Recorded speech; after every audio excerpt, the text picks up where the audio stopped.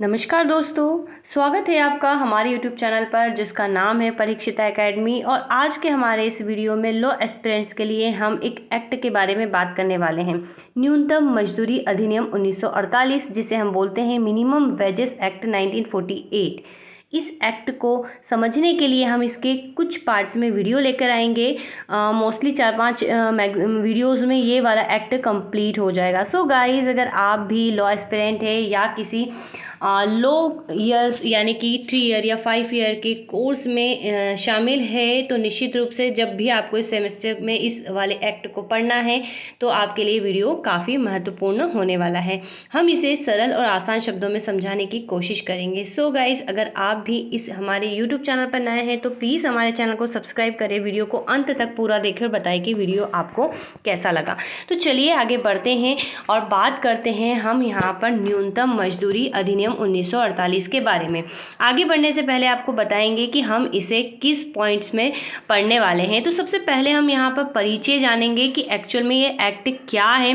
Then इसके बाद हम इसका उद्देश्य देखेंगे इस एक्ट का। इसके बाद इसकी विशेषताएं देखेंगे, विशेषताओं के बाद इसकी कुछ कमियों की भी चर्चा करेंगे।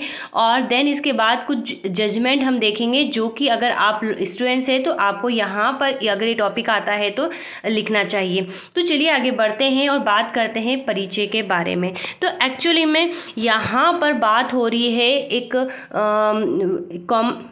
एक समानता की कि जब भी किसी कंपनी में या कर्मकार में या किसी नियोजन में कोई व्यक्ति काम करता है तो उसे एक लिमिटेड अमाउंट में इतना पैसा मिलना चाहिए कि वो काम उसके लिए क्या रहे, हानिकारक ना रहे, बेनिफिशियल रहे। जैसे कि कुछ व्यक्ति जो होते हैं इतने मजबूर होते हैं कि वो किसी भी कीमत पे कोई भी काम करने को राजी हो जाते हैं। तो यहाँ पर जो है विश्व स्तर पर इस बात पर ध्यान दिया गया है। तो हम बात करते हैं जिनेवा की, जहाँ पर 1928 में एक कन्वेंशन हुआ था जिसका नाम था मिनिमम वेजेस फिक्सिंग कन्वेंशन। और इसमें पारित प्रस्तावों को इंटरनेशनल लेबर कोर्ट में समाविष्ट किया गया था। और यहाँ पर इस बात की चर्चा की गई थी विश्व स्तर पर, इंटरनेशनल लेवल पर, कि जो कुछ नियोजन ऐसे होने चाहिए जिन्हें चिन्हित किया जाना चाहिए और उसमें काम करने वाले मजदूरों को एक सिक्योरिटी देनी चाहिए कि कम से कम आपको यहाँ पर इतना पैसा इसका मिलेगा। तो बिल्कुल इसी के परिप्रेक्ष्य में जब देश आज़ाद हुआ तो 1948 में इसने न्यूनतम मजदूरी अधिनियम 1948 को पारित किया।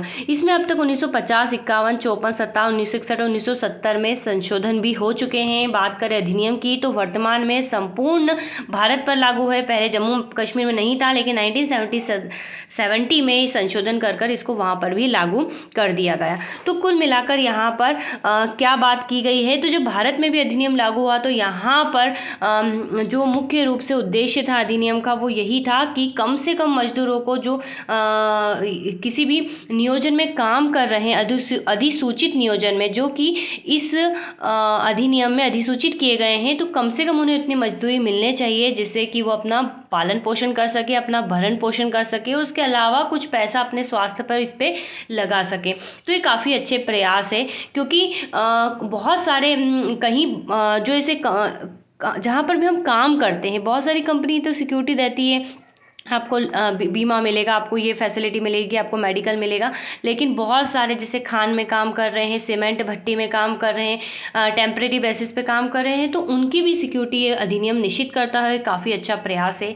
इसी प्रकार अगर हम बात करें तो एडम स्मिथ की एक बुक है वेल्थ ऑफ नेशन, काफ़ी प्रसिद्ध ये बुक है। इस पर भी उन्होंने बेसिस ऑफ लेबर चैप्टर्स में विभिन्न प्रकार के सिद्धांतों की चर्चा की है जो कि श्रम से यानी कि उद्योग से संबंधित है, उन मजदूरों की लेबर से संबंधित है। भारतीय संविधान में भी अनुच्छेद 39 और 43 इस बात की ओर जो है संकेत करता है। आर्टिकल 39 में बेसिकली 6 महत्वपूर्ण बिंदु है जिसमें इस बात की ओर चर्चा की गई है। जैसे कि 31(4) में बताया गया है कि पुरुषों में स्त्रियों के लिए समान कार्य के लिए समान वेतन दिया जाना चाहिए। और आर्टिकल 43 जो है ये कहता है कि कर्मचारियों के निर्वाह वेतन की व्यवस्था की जाए, शिष्ट जीवन स्तर व अवकाश की व्यवस्था करना और कुटीर उद्योगों को बढ़ावा देना। तो यहाँ पर भारतीय संविधान के नीति निर्देशक तत्वों में शामिल जो आर्टिकल 31 या 43 है उसको बल देता है ये वाला अधिनियम। इसी प्रकार हम बात करें इस अधिनियम की तो इसमें टोटल 31 सेक्शंस यानी कि धाराएं हैं और 2 अनुसूचियां हैं। अनुसूचियां में उन उद्योगों को चिन्हित किया गया है, उन नियोजनों को चिन्हित किया गया है जिसके लिए ये वाला एक्ट पारित किया गया है। तो ये बेसिक सा परिचय था। आगे बढ़ते हैं, अगर हम बात करते हैं परिभाषा की, तो कर्म हम अब समझते हैं कि न्यूनतम मजदूरी अधिनियम एक्चुअल में क्या होता है।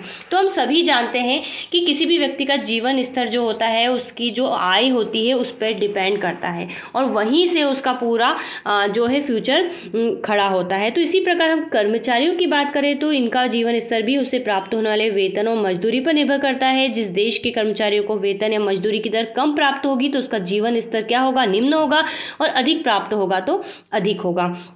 यहाँ पर ये इसका मुख्य रूप से हम इसको डेफिनेशन कह दिया है। ठीक है, अब हम इसके उद्देश्य की बात करते हैं, काफ़ी इंपॉर्टेंट है। तो इसका मुख्य उद्देश्य यही है कि जो कतिपय अनुसूचित नियोजन है, एक्चुअल में अनुचित नहीं है ये, अनुसूचित यानी कि जो चिन्हित किए गए हैं, सूचित किए गए हैं नियोजन में मजदूरों को की न्यूनतम दरों को नियत करके, यानी कि फिक्स करना है कि इस नियोजन में कम से कम इतना पैसा आपको मिलेगा। कर्मचारियों के कल्याण को सुरक्षित करना जो है इस अधिनियम का मुख्य उद्देश्य है। और अगर हम अदर उद्देश्य की भी बात करें, अदर इसके फैक्ट भी ले ले, तो कोई भी नियोजक किसी कर्मकार से व्यक्तिगत संविदा न्यूनतम मजदूरी देने के लिए बाध्य और मनमानी ढंग से उसका शोषण नहीं कर सकता। तो निश्चित रूप से अगर ये चीज़ आ जाती है ऑटोमेटिकली, क्योंकि बहुत सारे लोग क्या होते हैं, अपने अधिकारों के प्रति सजग नहीं होते हैं, सजग होते हैं तो विरोध नहीं कर पाते।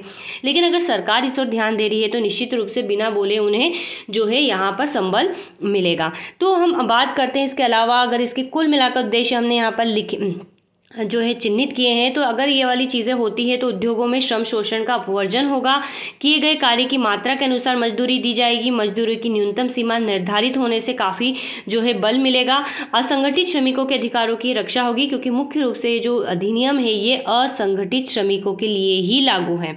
ठीक है, असंगठित, क्योंकि जो संगठित होते हैं उसमें ट्रेड यूनियन होती है, और तो ट्रेड यूनियन जो होती है काफ़ी हद तक जो है मुद्दों को सुलझाता रहता है, यानी कि मजदूरों के अधिकारों के लिए लड़ता रहता है। लेकिन जो असंगठित श्रमिक होते हैं तो उसको भी ये जो अधिनियम है उसकी रक्षा करता है। उचित मजदूरी का भुगतान अगर कर दिया जाए तो हड़ताल और तालाबंदी जैसी जो समस्याएं होती है भविष्य में इसको समाप्त किया जा सकता है। तो इसके प्रमुख उद्देश्य हैं।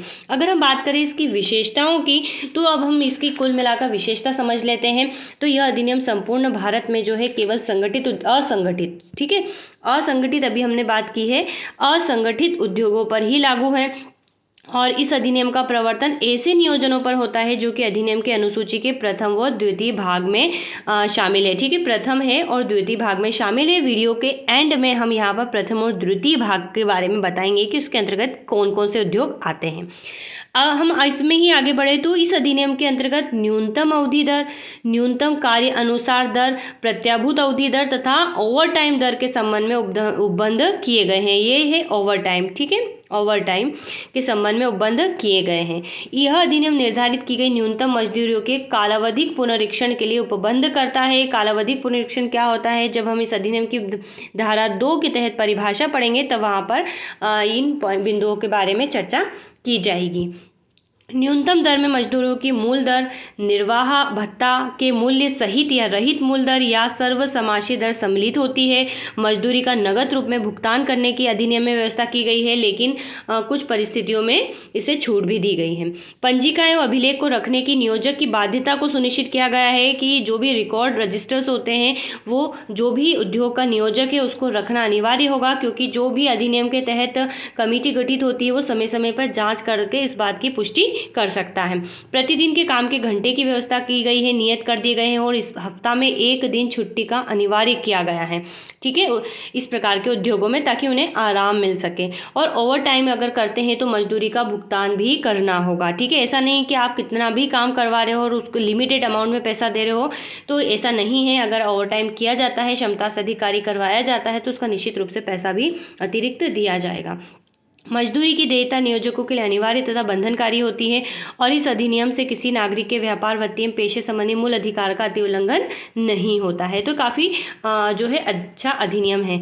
अब हम बात करते हैं अधिनियम की कुछ कमियों के बारे में। तो हमने अभी इसकी विशेषताएं देखी, और अगर हम इसकी कमियों के भी बारे में बात करें तो हमें आगे बढ़ना चाहिए। जब इस प्रकार से उद्योगों के रिस्पेक्ट में ये अधिनियम पारित हुआ तो निश्चित रूप से इसकी कुछ कमियों की भी बात की गई।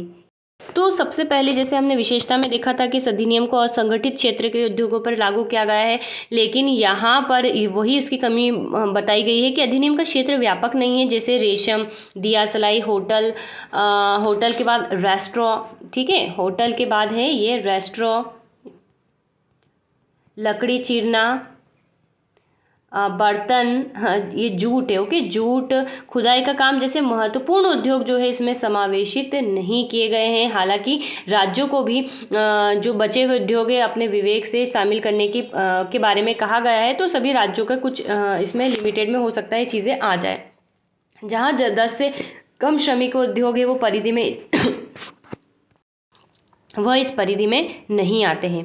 राष्ट्रीय न्यूनतम मजदूरी के निर्धारण में प्रावधान नहीं है और अच्छी जानकारी के अभाव में मजदूरी निर्धारण में दोष रह जाता है। नगद मजदूरी के अलावा मौद्रिक भुगतान की छूट देना जो है दोषपूर्ण माना गया है।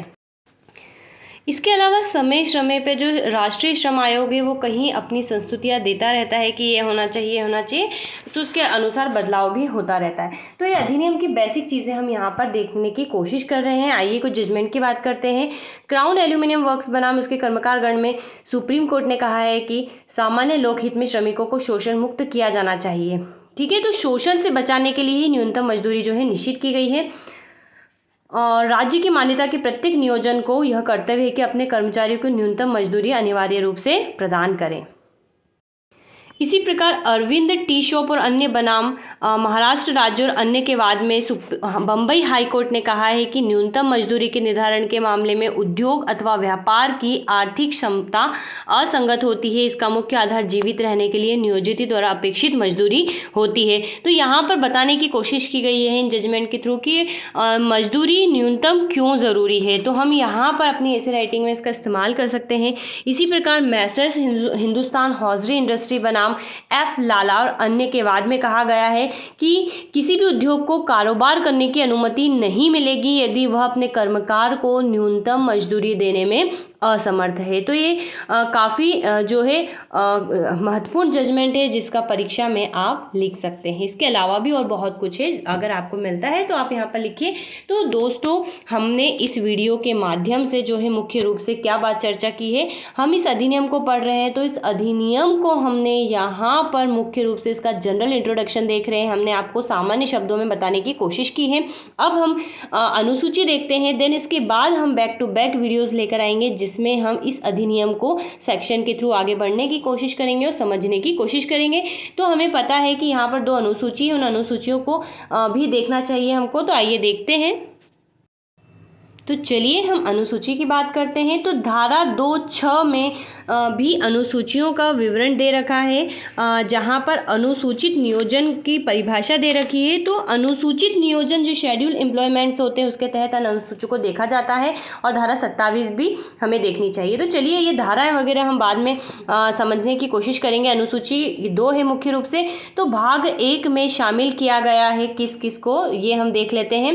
तो ऊनी कालीन बनाने वाले, दुशाला बनाने के किसी स्थापन में नियोजन, किसी चावल मिल, आटा मिल या दाल मिल में नियोजन, किसी तंबाकू विनिर्माण शाला में नियोजन, किसी बागान अर्थात ऐसी भू संपदा में जो सिंकोना, रबड़, चाय या कॉफी उगाने के प्रयोजन के लिए रखी गई है, किसी तेल मिल में नियोजन, किसी स्थानीय प्राधिकार के अधीन नियोजन, पत्थर तोड़ने या पत्थर चूरने में नियोजन, किसी लाख विनिर्माण में नियोजन, किसी अभ्रक कर्मशाला में नियोजन, लोक मोटर परिवहन में नियोजन, चर्म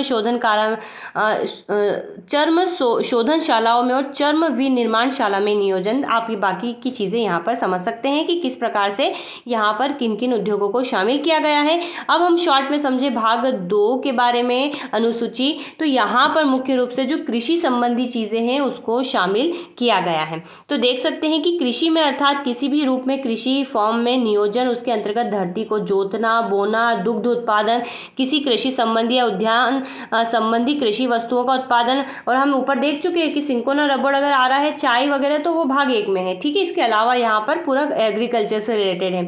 इसकी खेती, उसे उगाना, काटना, जीवर्धन पालन, मधुमक्खी पालन या कुक्कुट पालन और किसी कृषक द्वारा किसी कृषि क्षेत्र पर या कृषि कर्म के आनुषंगिक रूप या उनके साथ साथ की गई क्रिया आती है। ठीक है, तो ये जो है हम कुल मिलाकर बात करें तो कृषि से संबंधित जो अनुसूचियां भाग 2 में सम्मिलित की गई है। तो इस प्रकार से जो अधिसूचित क्षेत्र हैं इन्हीं के संदर्भ में जो है ये अधिनियम लागू होता है। ठीक है, अगर राज्य सरकार चाहे तो कुछ और को भी इसमें शामिल कर सकता है। अब जब हम आगे आपको चलिए बता देते हैं। अगर हम मध्य प्रदेश के संदर्भ में बात करें तो मध्य प्रदेश ने क्या करा है कि इसमें इस परिधि में वो सीमेंट उद्योग, होटल, जलपान गृह, रुई की धुनाई एवं पूनी बनाने वाले तथा चीनी उद्योग, थिएटर, आरा मशीन, छापाखानों की दुकानें एवं वाणिज्यिक संस्थानों को भी ला दिया है। ठीक है, तो इस प्रकार ये मेन जो अधिनियम केंद्र सरकार ने पारित किया था, उसके अलावा मध्य प्रदेश सरकार ने इस प्रकार से यहाँ पर काम करा है।